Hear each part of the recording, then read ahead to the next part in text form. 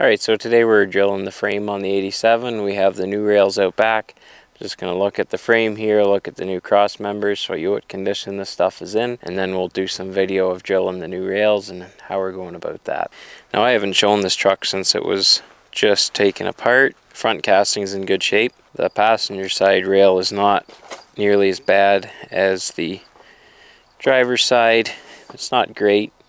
Again, these are 1/4 inch rails, so we're replacing them with 3/8 like most trucks would have these days. You'll see the really bad spot on the other rail, but this is about as bad as it got here. It's close to paper thin, and well, you can see just how rotten things are, but it's coming apart pretty easily. Had to cut a few things, but nothing that we wanted to save. It's air leaf. We'd rather have low air leaf, but this is pretty good. This back axle has been replaced at some point. The front axle's original. You can see here the frame isn't exactly straight either. It bends in, then out, then back in again. So this obviously had a bit of abuse done to it. It's easy to see the damage where the edge protectors are, but of course, it's always good to take a look under the fifth wheel. That's usually when people find out they need a frame, because the center of the rail will rot instead of the outside lip. This one wasn't too bad, but still, once you got one spot that's too bad, it doesn't matter how good the rest of it is. Should be a 265 wheelbase. Nothing too insane, or certainly nothing that won't look right for the age of the truck. Like 359 with the 300-inch wheelbase is just a sad waste of a fine truck. So here are the PG Adams cross members. Again, all the frame stuff we got is from PG Adams out of Vermont. It looks really good. We have 2 dovetails because one goes on the 379. They're a little bit different than your factory Pete gussets, and they are welded plate steel. So the reason they do it the same top and bottom is just they can cut out the same piece. They don't have to change the design. Certainly a lot more economical than getting them through Peterbilt. You're looking at significantly less money if you get them through PG Adams, and everything looks to be very nice. Everything will have to get sandblasted before we paint. So here's the old parts pile as it looks currently. We haven't talked about the fifth wheel, what we're doing there. I think this one's okay. Haven't really even bothered to take the time to look at it. Had the motor running a while ago. Okay, so here we have the old rail clamped onto the new rail, and on this pass we are just going to drill the holes that are common on both rails, because obviously we are clamping the driver's side rail to the passenger side rail, and every hole that does not cross over we mark with little red paint here. So we'll drill these and the cross members, and then that one doesn't get drilled. We're adding 13 inches between the front cross member of the suspension and this one, and that gets us still within the limit that we don't have to add a 6th cross member. And we have that marked out here. This is the step. We're not drilling that. Anything with red paint doesn't get drilled. Do crossover, it's actually pretty simple. And then we square up with the bottom edge, because obviously your suspension sits on the bottom edge, and so you have to be accurate from the bottom of your frame to the top, because we're changing dimensions. The new rail's a little bit taller. That doesn't matter. What does matter is that you are flush with the bottom when you go to drill, and these are sprung, so that's going to be a bit of a job. It's just minor adjustment every time you move up the frame. Also, this is the outside where the torque arm for the suspension went, and you can see it's cracked from here at least to here.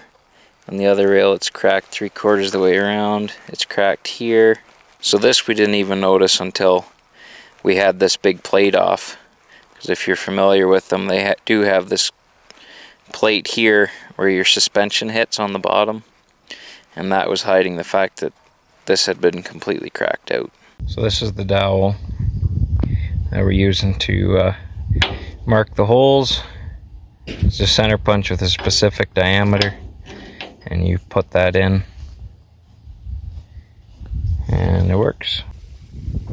Alright, so I'm working on drilling the second rail now. Jared helped me flip the two rails together the other night before he took off. And so I got bolted together at this end. I drilled a couple in the middle, did the same thing.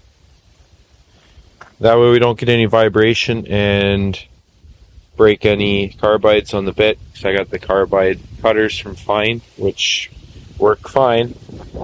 And I bolted the front, nothing could shift now. I just worked my way across without any fuss. So what I'm doing to save punching and drilling, I'm just drilling through both frame rails. So all I do is take the mag drill, I line it up with the hole, and then I turn on the magnetic base.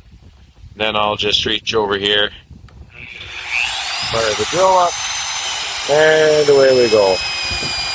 Doing something like this, there's no issue at all as long as you're using a good lubricant that moves all the swarf out, and your bits will last for I don't know how many holes. You'll get several hundred holes on a bit under job site conditions, so not too worried on something like this. So that's how we're going to do it. Be a little bit quicker and less chance of me doing something stupid. The last stuff that'll be showed was drilling the frame. So we've been a little bit slow on the update schedule here. So basically,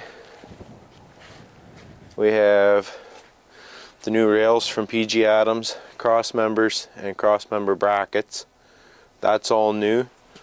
And then our front cab mounts, I got a local shop here that is extremely good at what they do, to do a 3D. They scan everything and put it into their software so he could create identical to the original, left and right. And then I had him beef everything up one size. And otherwise, all of the cast pieces, the angles for step box, well, the front cast I guess, and engine mounts, the linkage for the clutch and whatnot, that's all original. Was it rear cab or front bunk? Front bunk. Front bunk. Rear cab is, I still got to drill the holes in this cross member. And then I have the plate here for the hanger bearing, I still got to put that in. They did the oil cooler back here, right on the cross member behind the bunk.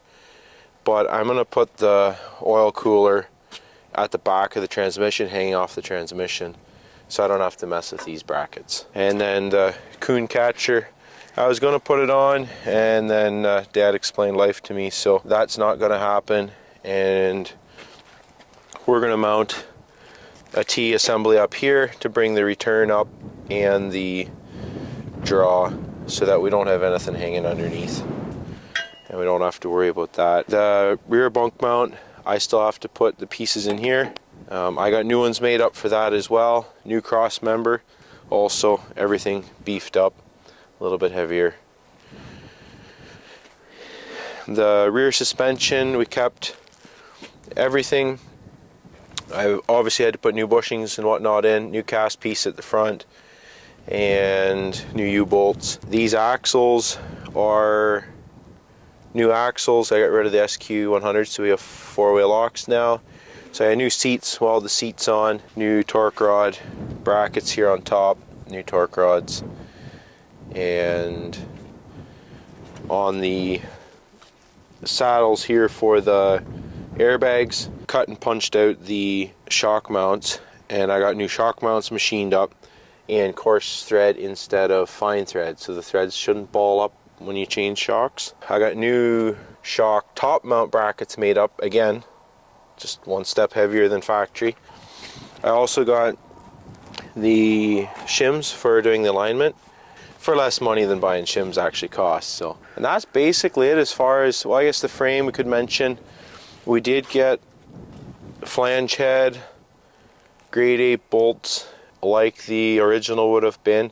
The newer trucks now, when they do bolted frames, are all washers. They're not using flange head anymore, and I thought it had to be all flange head. So it cost probably 50% more in bolts, but honestly it's a pretty small Not noticeable in the total cost of the project anyway. So they're the Eaton 404, 405. That's basically the same thing. 3.9s.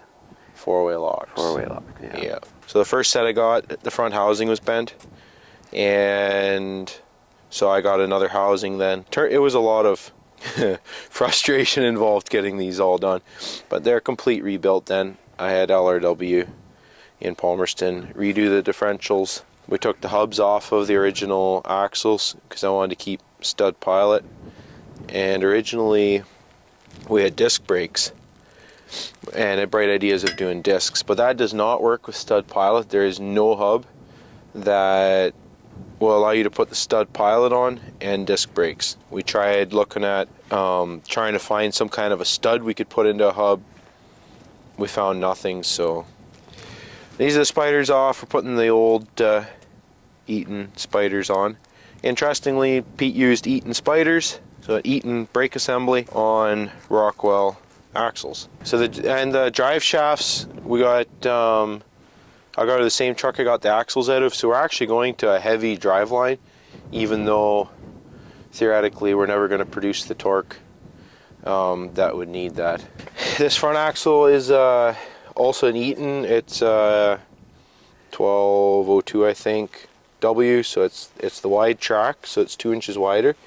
Give us a little bit better turning radius. But what you run into is the 359s are a 3.5 inch spring, and they're also narrower centers than, say, on a Peterbilt. So this is actually out of a Freightliner Cascadia, but the centers are such that it allows us to run the spring on the inside of the U-bolt, and that's what this angle is here. It's a spacer to take up the 1/2 inch, and that works into perfect centers for the 359. And the only thing I had to do was the centering pin in the axle. I had to drill a new hole over a 1/4 inch to move the centering pin, which isn't very difficult to do if you got a mag drill. So those shock mounts are new too? So the shock mounts, I took the original shock mount, I welded a 1/4 inch plate on top, which allowed me on the inside, on the inside here, to extend the angle and drill a hole over to get the correct spacing, because these U-bolts are a 4 inch, not a 3.5 inch. I never noticed that they were in the shocks like that, like outside, inside. Yeah, because this is a different stud, but it's identical mounts, and it crossed my mind to make them both outside. And then you could, if I just have to get this stud and flip it. Yeah. Because this cast is their mirror image or whatever. Yeah. But I couldn't pull that stud and flip it around. That was what I was going to do. Yeah. And then that doesn't work. Okay. Dirks does have those studs, so you could buy them.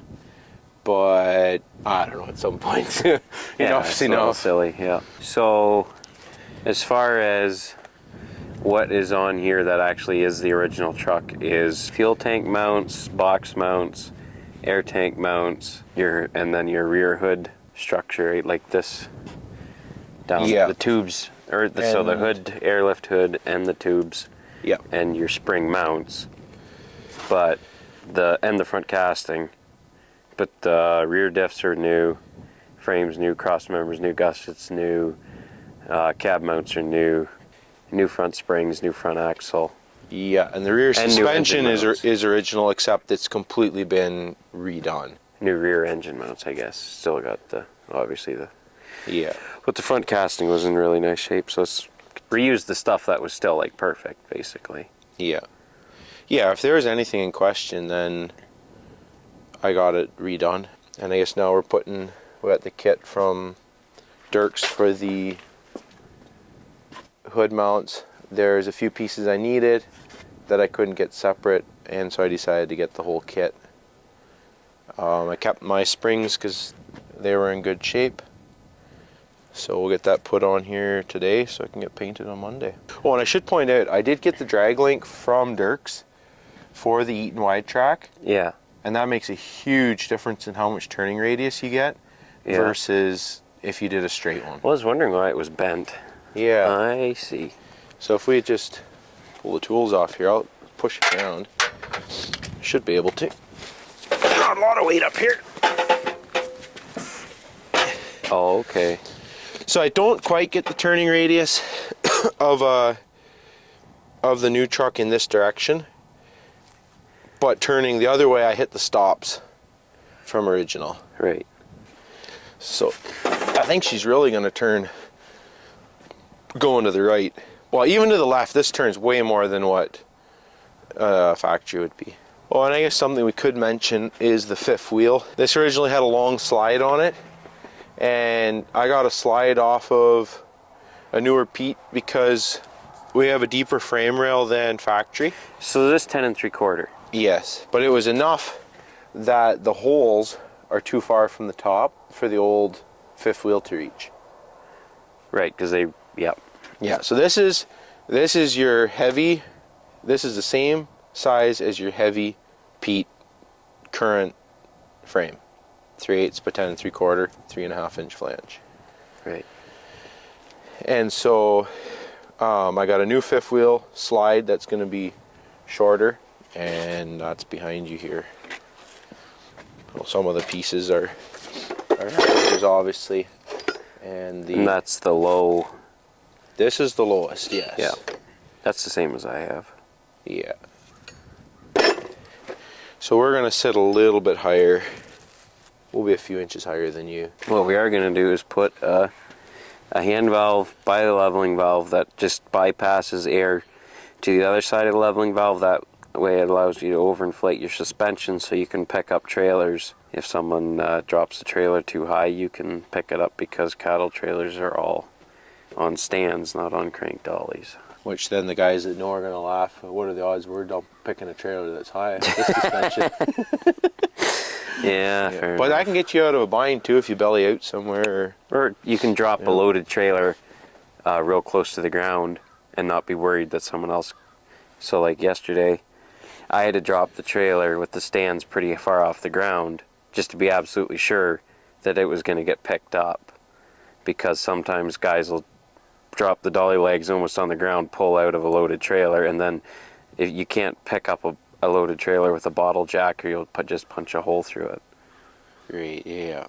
So it's something everyone should have if they're doing that. And otherwise, we're Pretty much it for now. figure out what we do for.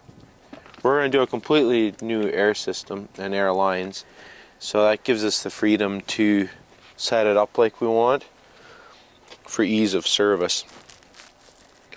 And not quite sure how we're going to do that 100% yet. Anyway, that's as far as we are now. The tanks are getting rebarreled. That's done.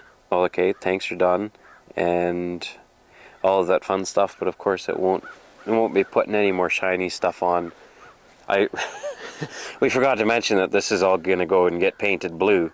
Like, this is just the primer you're looking at. This is going back in the paint shop real soon and getting painted metallic blue like it was from factory. So that's why if you see it, there might be a little bit of rust here and there. Well, that's because we don't really care. The same as with welding this stuff. That's a non-issue because this hasn't been actually painted yet. And then it won't get any shiny stuff put on until it's plumbed and wired, I would imagine. Yeah, that'll be the last. Yep. Alright, thanks for watching.